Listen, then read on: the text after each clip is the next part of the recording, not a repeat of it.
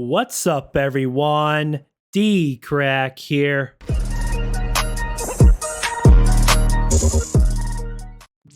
So hey, what's up, guys? I'm about to do a reaction to Mr. Nightmare's newest video. It says 3 true scary horror stories. Like always, guys, I'll have a link to the original video down below. Make sure and go check out Mr. Nightmare's channel. But 3 true scary horror stories. Gotta love Mr. Nightmare. Let's not waste any more time, guys, and let's go ahead and check it out. All right, guys, here we go. 3 true scary horror stories by Mr. Nightmare.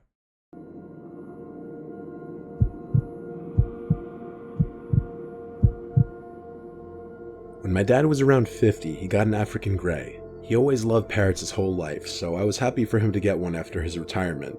He named the bird Kevin. Kevin. My dad taught Kevin a whole vocabulary of words, and he actually trained him to understand the meaning behind certain words, like hello, what's up, food, thank you, good, and a few others. Parrots are cool. My dad passed away at 70, and with that came the time to figure out amongst my siblings and I what would happen to Kevin. My brother and sister didn't want the responsibility of taking Kevin into their homes, plus their spouses were against it too. But I couldn't bear the idea of giving Yeah, that's mean. How could you not take Kevin? He looks like a sweet parrot. him away to a new home. You have to give Kevin Kevin was and a is good one of my home. last connections to my dad. In a sense, that was his best friend. So I decided I would take him into my home. I put his cage in the den of my house. My house doesn't have a basement, so the den is considered the lowest level of the house. Kevin is a moderately noisy bird. He can be a chatterbox some hours of the day, usually earlier on. That's cool. But later in the day and at night, he quiets down. When he's too noisy, I'll throw a blanket over his cage, and that normally quiets him down. I watch TV in the den at night to keep him company. Then around 10, I'll migrate to my room to let him go to sleep. That's pretty much the backstory behind Kevin. I've been taking care of him for 2 years now, so I know exactly how he behaves and when he's acting out of the ordinary. Speaking of out of the ordinary, there was one night in December around 11 p.m. that Kevin started making sounds while I was trying to sleep. I sleep with the door open since I live alone and need to be able to hear anything if something's going on in the house. Hearing him making his squawking noises. I wonder if someone was trying to break into the house and Kevin alerted him. He's like, there's someone trying to break in the house. Past dark, especially this late at night, is unusual beyond doubt, and something was irritating him. I went down to the den to see what was bothering him. He was wide awake on the lower perch of the 2 in the cage. He looked at me and was saying things like hello and what's up, Which and is his name. odd. All the while he was nodding. Which sounds like that was kind of odd. 11 o'clock at night. Kevin should be asleep, right? Yeah. His head up and down, moving his whole body in the process as if he were dancing. I tried to feed him, but he didn't eat, so I covered him with the blanket, hoping he would stop. I was in the kitchen when I stopped inside, because he was still making the noises, and I had a feeling he wasn't going to stop. Is somebody in the house? Having work the next day, I couldn't afford to lose sleep because of him. I really didn't know what to do. I'm still to this day not exactly a bird expert. I went back downstairs and uncovered him. He was still doing his little dance, bobbing his head and body and making his distressed sounds. It didn't click with me until thinking I heard something in the pantry closet a few feet away from his cage. I told you guys. I walked over to it and hovered my hand over the light switch to the pantry, which was outside of the door. Someone's in the frickin' house. The door has one of those big glass panels that many pantry doors have. Oh, so hell I flicked the light no. switch. I saw the outline of a body on the inside. No. My fight or flight response kicked in, and I chose fight.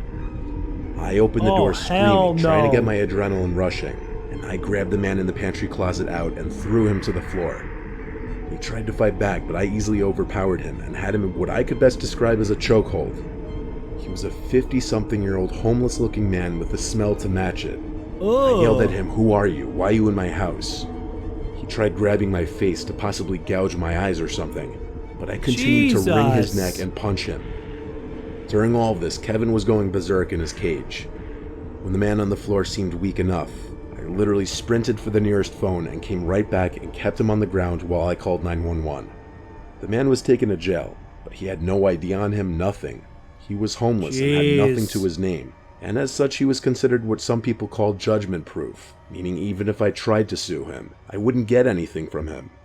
He had raided my pantry closet that night and had opened jars of peanut butter, boxes of cookies and crackers, and all sorts of other boxed and canned food. I mean, that's kind of sad, but like, who the hell, like, most people, if they break into a house, they're looking for money, valuables, electronics, like jewelry and stuff. This homeless dude just breaks in the house and he goes straight for the food pantry. He's like, I want some peanut butter. I want some cookies. I'm not looking for money. I'm just hungry. It's kind of sad, but that doesn't excuse the homeless guy. You can't just break into someone's house and start going through their freaking food pantry. Like, that's messed up. If it weren't for my dad's parrot, I don't know what else that man would have taken or done in my house. Yeah, who knows? For Kevin, and I like to think part of my dad is watching over me in that bird. Oh, that's cool.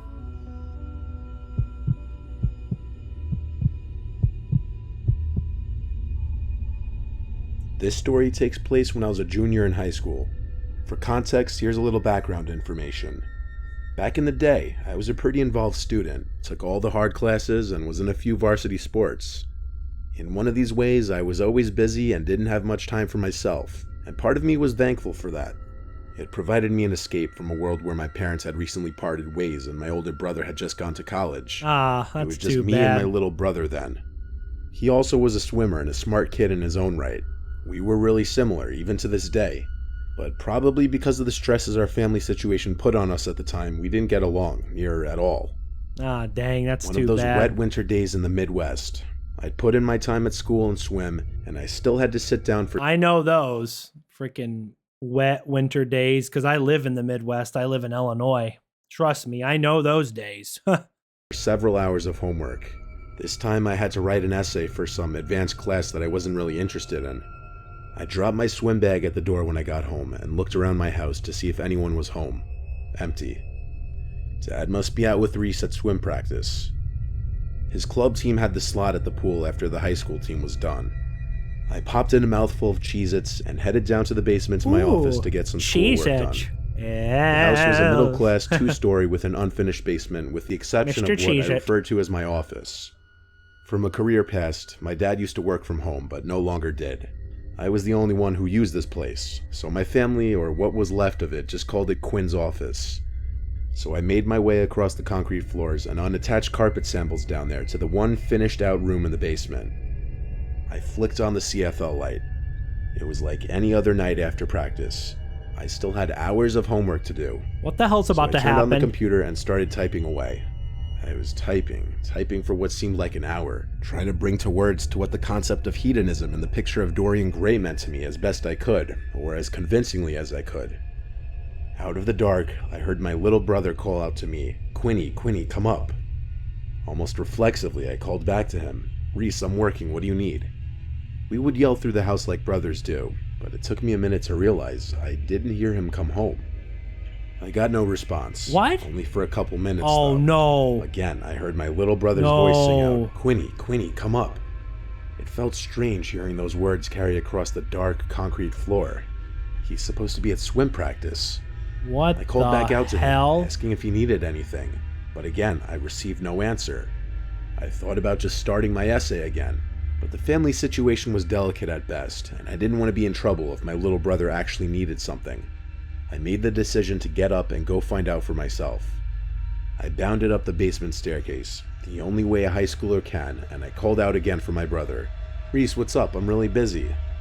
I checked all around the main floor looking for my little brother, or even signs he was home. He's not no there. Shoes, no backpack, so he wasn't home, and there was no car in the driveway either. The only reason my dad would be gone right now would be to pick him up. Satisfied, I turned back for the stairs, when I heard my little brother's voice ring out, "Quinny, Quinny, come up." This time every hair on my body stood on end. It just didn't make sense. It's not his frickin' brother. It's like a ghost or a demon mimicking his brother. It's not the little brother. It's, oh, that's freaking creepy. He had to be at practice, and if he really needed me, creepy. he would have come to me. I go to the base of the second floor stairs and called out to him one more time. "Reese, what's going on? Are you okay?" It's not Reese. For a minute, no answer. "Reese, I'm really busy. Can you tell me what's up?" It's quiet for way too long as I stared up the dark staircase. Logically, I had no reason to believe anyone was up there, until I heard Reese's voice calmly speak this time and not call out in his sing-song way those same 4 words. Quinny, Quinny, come up. What? Nope. I asked under my breath. Hell no. I couldn't comprehend the situation. I did quick inventory of any probable scenario. Break-in, wrong voice. A prank? I would have seen something at this point. It had to be Reese, and maybe helping him would make me a good brother. So I began up the stairs. My heart pounded with each step, and I was about to make the landing to the dark 2nd floor. Then I heard the buzz of the garage door motor. I ran back down the stairs and looked out the window. It was my father's sedan, and him and my little brother got out. I stumbled from the window to the hall where they would enter, and I felt my heart almost stop beating. I collapsed on the floor and just started to cry uncontrollably. The story can't end there. If his little brother Reese was with his dad, then who the hell was talking in the house?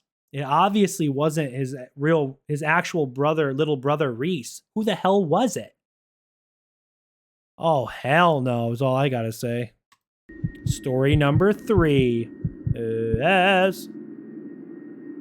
This was like 15 years ago now when I was a kid. I was with my best friend Jackson at some abandoned family resort or bungalow colony type place in New York. It was off a main road and then down a private dirt path driveway entrance. And it was a rather large property with a bunch of old abandoned buildings, including at least 10 small bungalows, a main hall, a few bathroom stations, and an indoor pool house. Along with that was an outdoor pool, a shuffleboarding area, and a kid's playground. Everything was old, run down, and with tall, overgrown grass growing over it. We found this place accidentally one time walking down Route 209, but we didn't explore it that day. We came back another night. By the time we went, it was past sunset. The sun was kissing the sky goodnight.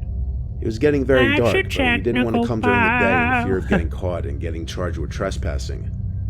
We brought along walkie-talkies and flashlights with us to communicate to each other when we'd split up. We started looking around the bungalows together. Most of them looked the same and were relatively small. 1 or 2 beds each, a small kitchen, and 1 bathroom each. Some of them had these little living room areas. Halfway looking through these bungalows, I split off from Jackson because he was moving kind of slow. I'm sorry, but is that not a funny word? Bungalow? I just think that's a funny sounding word. Looking through the bungalows. I'm sorry. I tried to enter the building that looked to be the main hall or office or something, but every entrance was locked.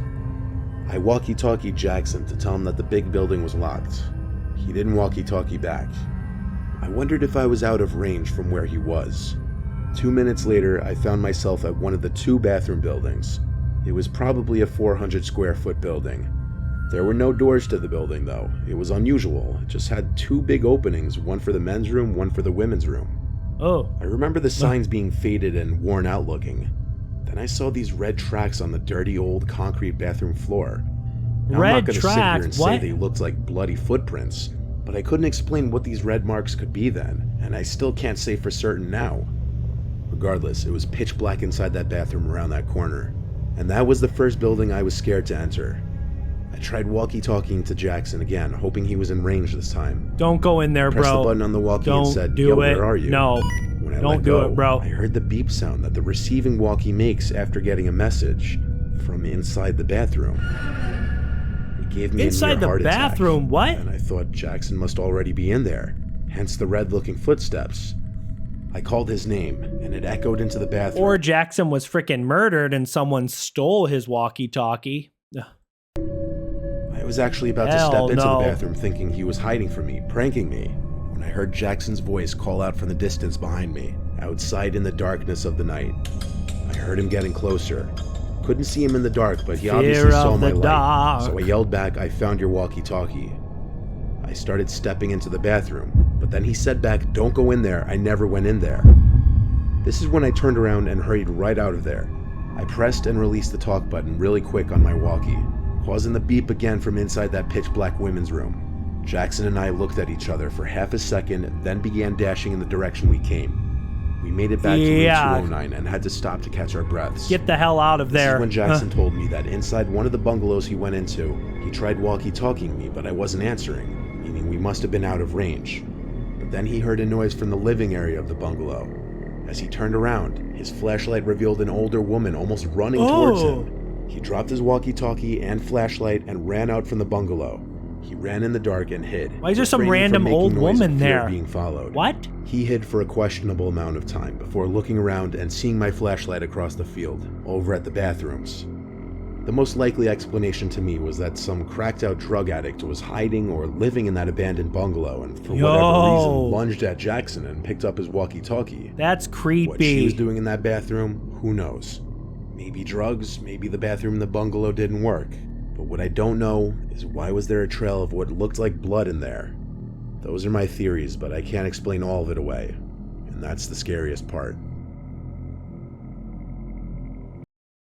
Lady, what are you doing in that bungalow all by yourself? Almost scaring the hell out of Jackson. Guys, this was 3 true scary horror stories by the one and only Mr. Nightmare. I hope you guys enjoyed this reaction. If you did, please make sure and subscribe to my channel if you're new. Smash the like button. Leave a comment down below. I'm always looking for new videos to do reactions to. So if you have a video you want me to check out, leave a comment down below. But again, thanks for watching, guys. And I'll see you next time. Peace.